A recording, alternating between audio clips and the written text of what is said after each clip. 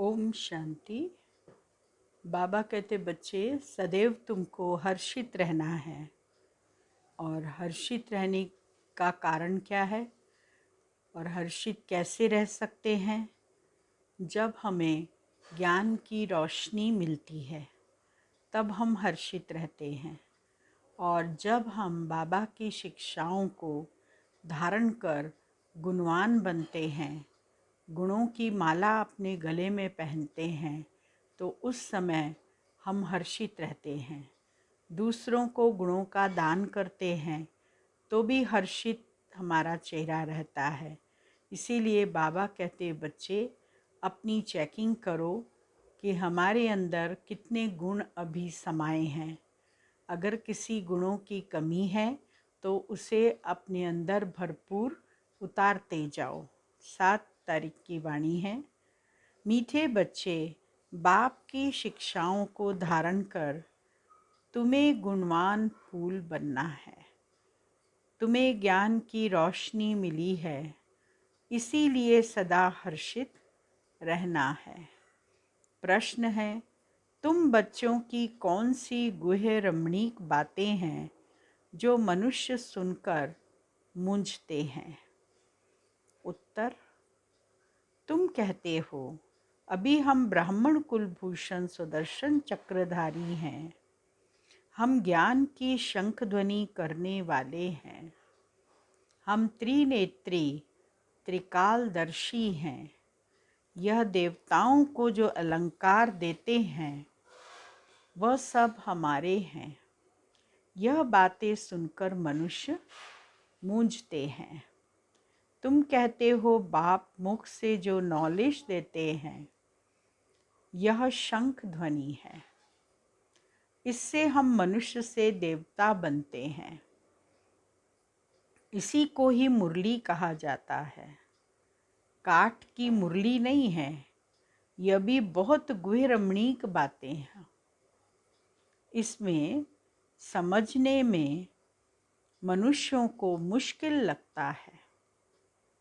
गीत बजा है, यही बहार है। ओम शांति।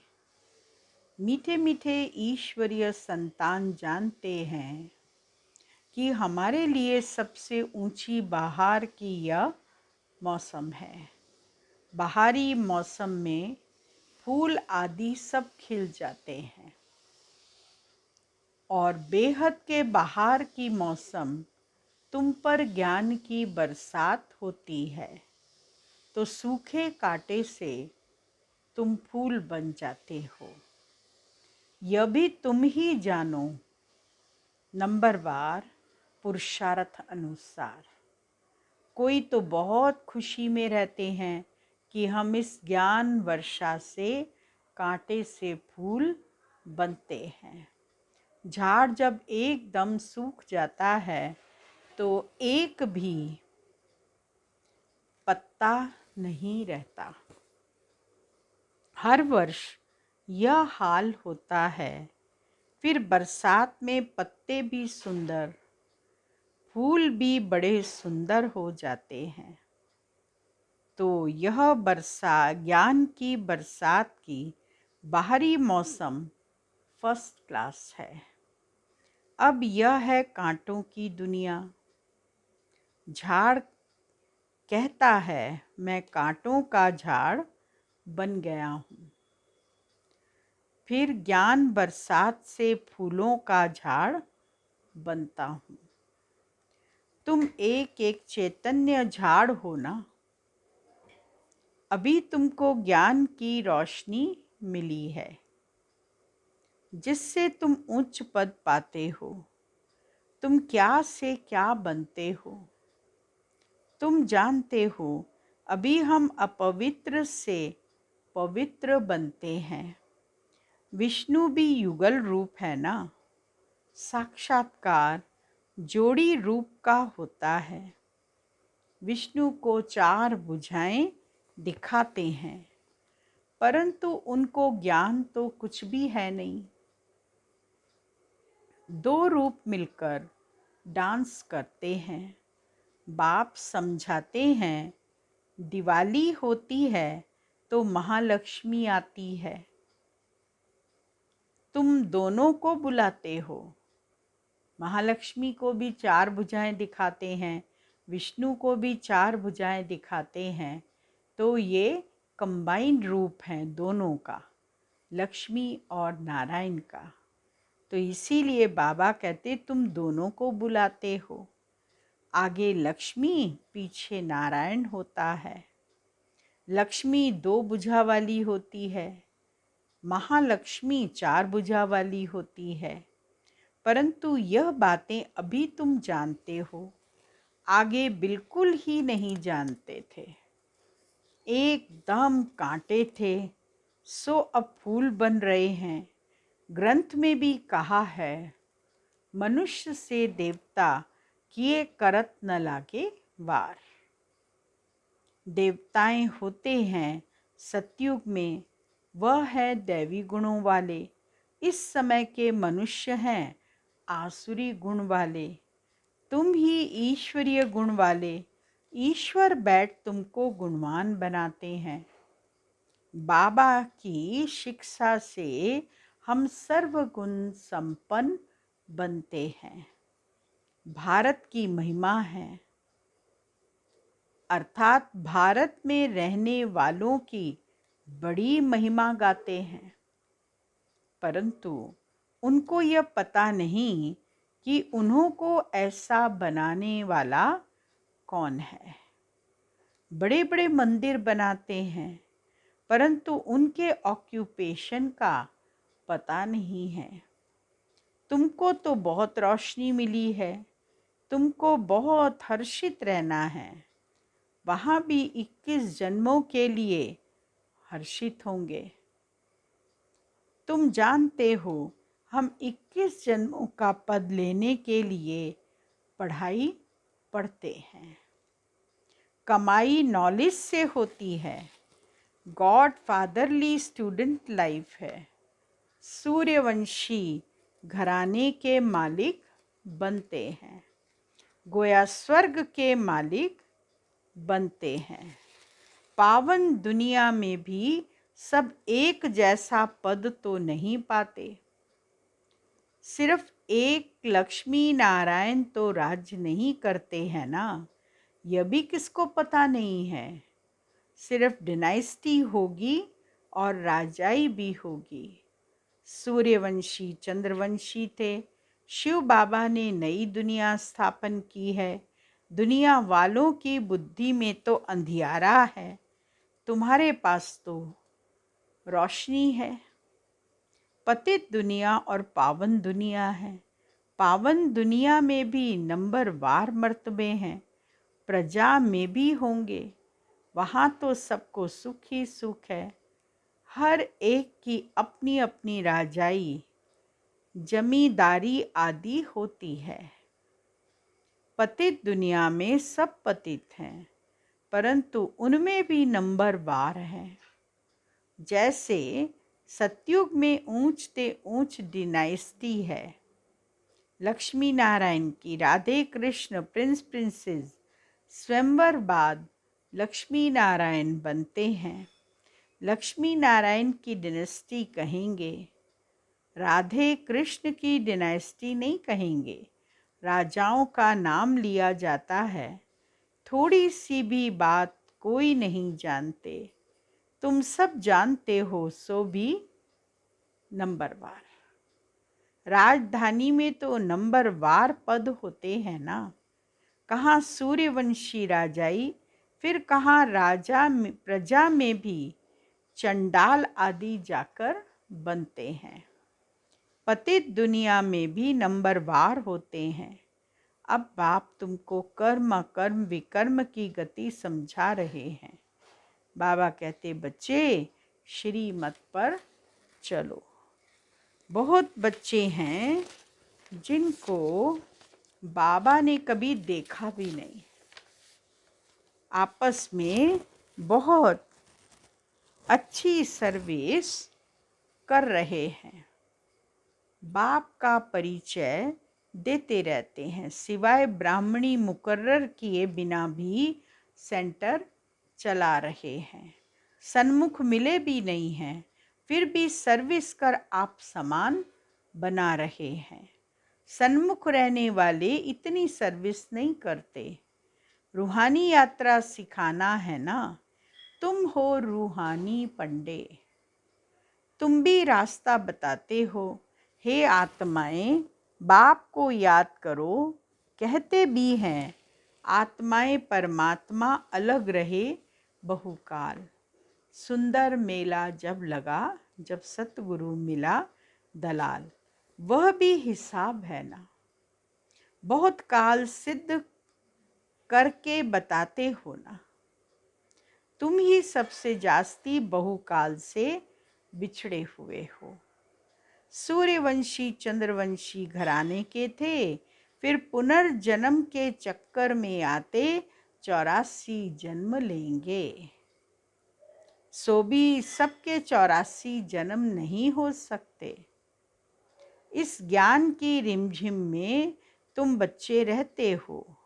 यह है तुम्हारी स्टूडेंट लाइफ।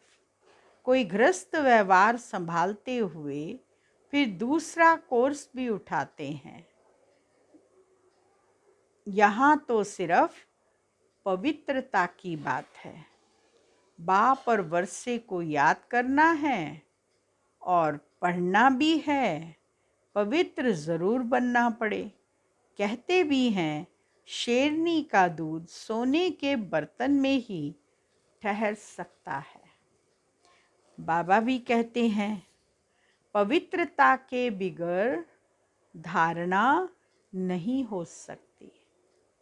जीवन को पवित्र बनाना होगा, तब ज्ञान की धारणा होगी।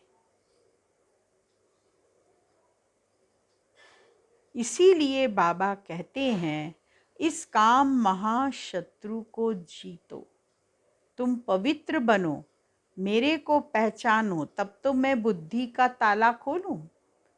जब तक पवित्र ब्राह्मण कुलभूषण नहीं बनेंगे तो धारणा भी नहीं होगी। तुम ब्राह्मण कुलभूषण स्वदर्शन चक्रधारी हो और कोई समझ न सके। मनुष्य समझते हैं कि स्वदर्शन चक्रधारी तो देवताएं हैं। यह फिर कौन निकले हैं जो कहते हैं हम ब्राह्मण कुलभूषण स्वदर्शन चक्रधारी हैं। इन बातों को तुम बच्चे ही समझते हो। यह बड़ी गुह्य रमणीक बातें हैं। नॉलेज की शंख ध्वनि तुम करते हो, देवताएं तो नहीं करते। वह तो शिव बाबा की शंख ध्वनि सुनकर देवता बनते हैं। शिव बाबा तो है नॉलेजफुल, परंतु उनको शंख कैसे देंगे? नॉलेज तो ज़रूर किसी के मुख से देंगे ना। उनको ही मुरली कहा जाता है, बाकी कोई काठ की मुरली नहीं है। बरोबर ज्ञान की मुरली बज रही है। मनुष्य तो समझते हैं यह पूजा भक्ति आदि परंपरा से चली आती है, परंतु परंपरा से कोई चीज चल ना सके। कहते भी हैं यह रक्षा बंधन आदि परंपरा से चले आते हैं। अच्छा, परंपरा से कब से? यह तो बताओ। क्या परमात्मा ने पतित दुनिया रची है? तब उनको पतित पावन क्यों कहते हो? पढ़ाई की बातें रोज बुद्धि में आनी चाहिए। मुख खोलने की प्रैक्टिस करनी चाहिए। तुम तो बहुतों को समझा सकते हो। अपनी उन्नति के लिए प्रबंध रचना है। जैसे बाबा हमको रास्ता बताते हैं, हमको फिर औरों को रास्ता बताना है।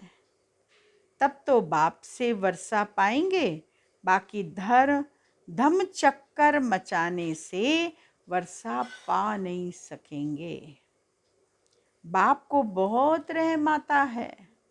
बच्चों के हालत देखकर बाप को बहुत रहम आता है। इतना लड़ाई झगड़ा धम चक्कर, इतना अपना जीवन जो ज्ञान का सुना हुआ जीवन है वही समाप्त कर देते हैं। अर्थात बाबा कहते तरस पड़ता है मेरे को देखकर कि कितना समझाते हैं परंतु तकदीर में नहीं है। मैं इतना समझाता हूँ लेकिन इन बच्चों की तकदीर में नहीं है, तभी इस चीज़ में पड़े रहते हैं। कितने रत्न मिलते हैं, रत्नों का भी विस्तार बहुत होता है ना, रत्नों भी फर्क बहुत होता है। कोई की कीमत ₹1,00,000 होती तो कोई की फिर ₹1 होती। यह भी अविनाशी ज्ञान रत्न है जो धारण कर और कराते हैं तो कितना उच्च पद पाते हैं। बच्चों के मुख से सदैव रत्न ही निकलने चाहिए। बुद्धि समझती है परंतु मुख से नहीं बोलेंगे तो उसकी वैल्यू क्या होगी।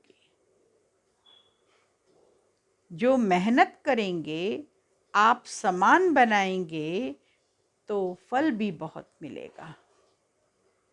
यह सर्विस करना और सिखलाना भी कम सर्विस है क्या? चाहे सर्विस करो चाहे दूसरों को सिखलाओ, वो कोई कम है क्या? तुम्हारी बुद्धि में अब रोशनी आ गई है। सबसे बड़ा साहूकार कौन है? तो 10-12 नाम ले लेते हैं। तुम भी जानते हो इस ड्रामा में मुख्य कौन कौन है। परमपिता परमात्मा, Shiva creator, director, principal actor है। ऊंचते ऊंच है शिव बाबा, फिर है सूक्ष्म वतन, स्थूल वतनवासी। यह सब बातें तुम अभी जानते हो। लाखों वर्ष कल्प की आयु नहीं है। कल्प की आयु ही 5,000 वर्ष है। मनुष्य मात्र तो कितने घोर अंधियारे में हैं। तुम अब अज्ञान अंधियारे से निकल कितनी रोशनी में आए हो। कोई तो रोशनी में आए हैं, कोई फिर अंधियारे में ही पड़े हैं। इसमें है सारी बुद्धि की बात।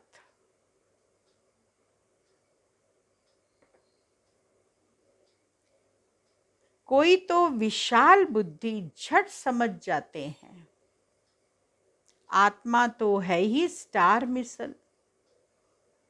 भ्रिकुटी के बीच में बड़ी चीज तो ठहर भी न सके।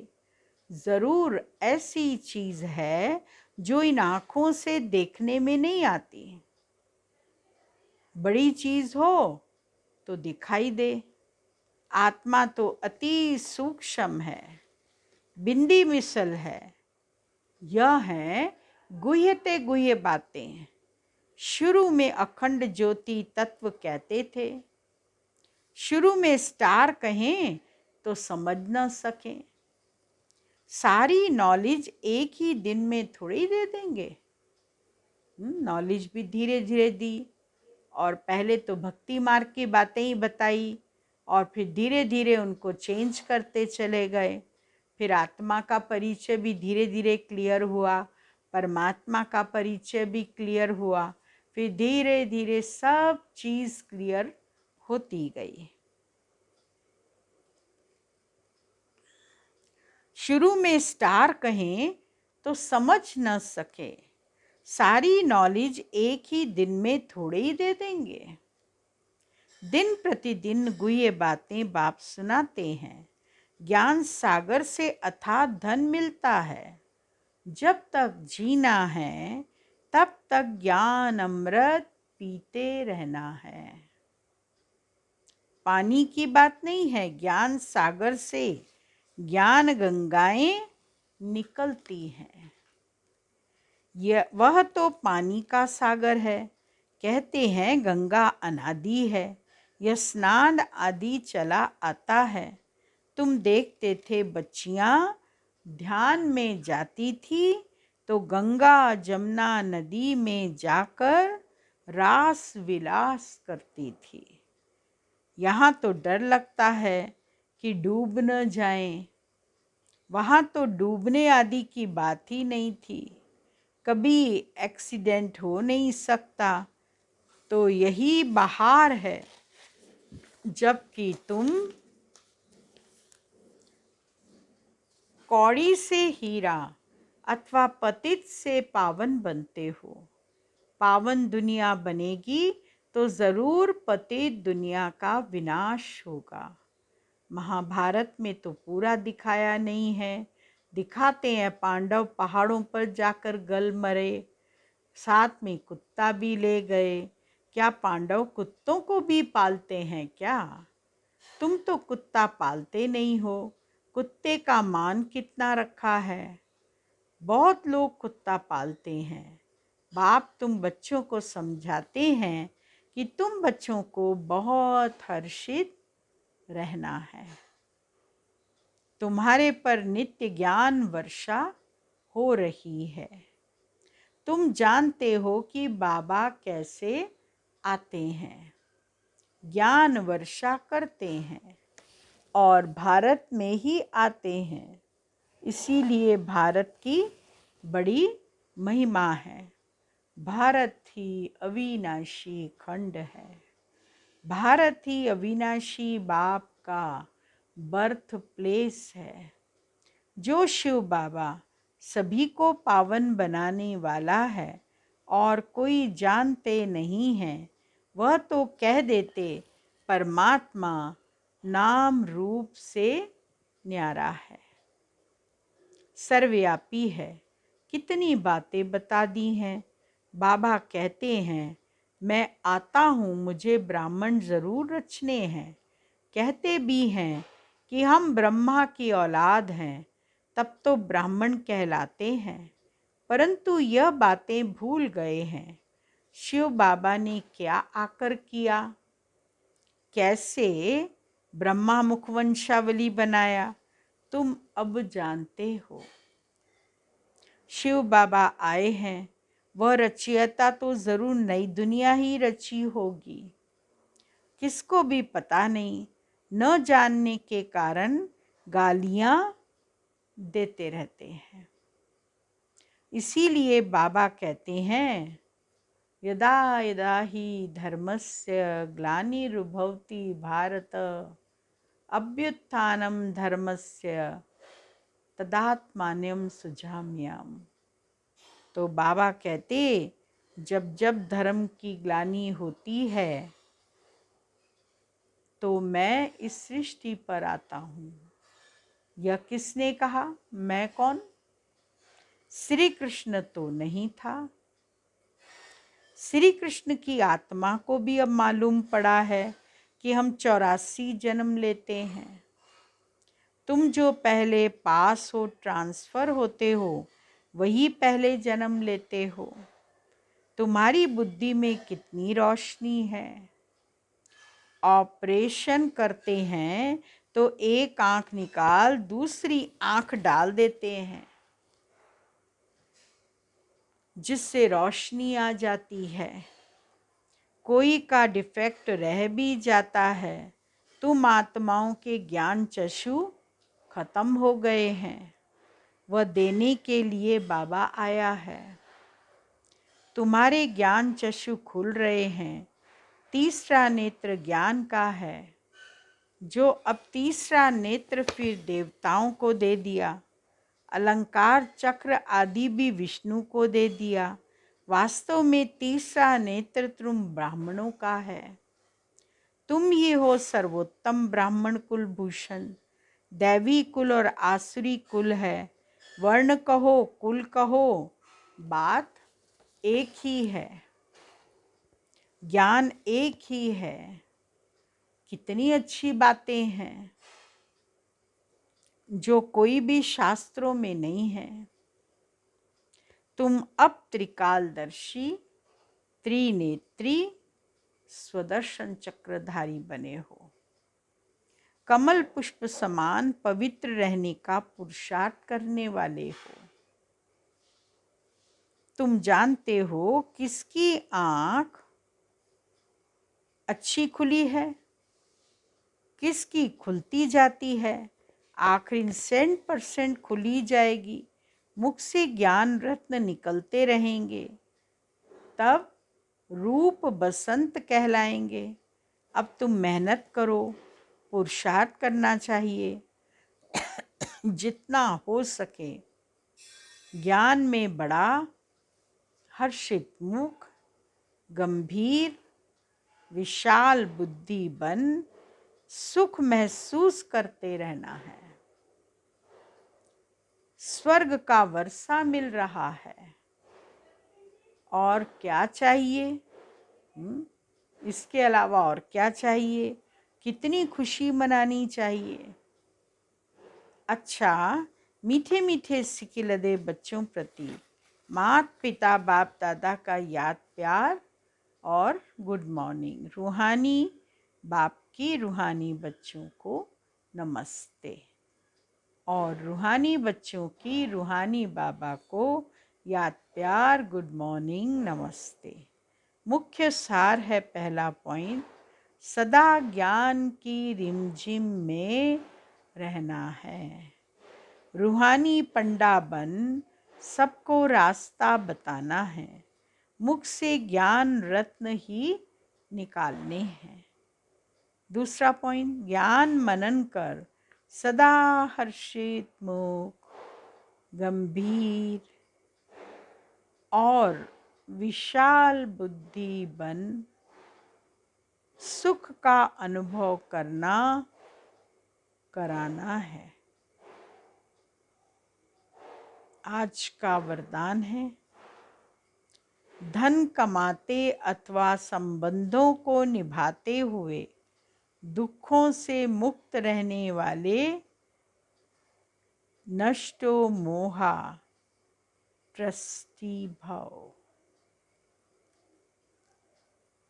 लौकिक संबंधों के बीच में रहते संबंध निभाना अलग चीज है, और उनकी तरफ आकर्षित होना अलग चीज है। ट्रस्टी होकर धन कमाना अलग चीज है, लगाव से कमाना, मोह से कमाना अलग चीज है। नष्टो मोहा व ट्रस्टी की निशानी है, दुख और अशांति का नाम निशान न हो। कभी कमाने में धन नीचे ऊपर हो जाए व संबंध निभाने में कोई बीमार हो जाए तो भी दुख की लहर न आए। सदा बेफिक्र बादशाह। स्लोगन है, रहमदिल उसे कहा जाता है जो निर्बल को हिम्मत और बल देता रहे, बलवान बनाए, शक्तिशाली बनाए, तब उसको कहा जाता है। तो बाबा ने हम बच्चों को कितनी अच्छी बात बताई है कि बच्चे हर्षित मुख रहो। हर्षित मुख रहने के लिए क्या करना है हमको? इन ज्ञान के रत्न जो बाबा दे रहा है उनको अपने जीवन में धारण करना है, गुणों की माला पहनना है। जब हम ऐसा पुरुषार्थ करेंगे तभी हम बाप समान बन सकते हैं। ओम शांति। आज का पॉइंट है, संगम युगी कायदों में फ़ायदा है। ये बंधन नहीं है, लेकिन यह निर्बंधन बनाने का साधन है। मर्यादा के अंदर रहने वाले, मर्यादाओं प्रमाण चलने वाले ही मर्यादा पुरुषोत्तम है। ब्राह्मण जीवन में बेहद के व्रत को पालन करना ही मर्यादा पुरुषोत्तम बनना है। जैसे भक्त लोग विशेष दिन पर कोई न कोई प्रकार का व्रत रखते हैं, लेकिन उनका है एक दिन के लिए व्रत और आपका है अविनाशी बेहद का व्रत। ब्राह्मण जन्म में आपने पवित्रता का व्रत धारण कर लिया है। ओम शांति।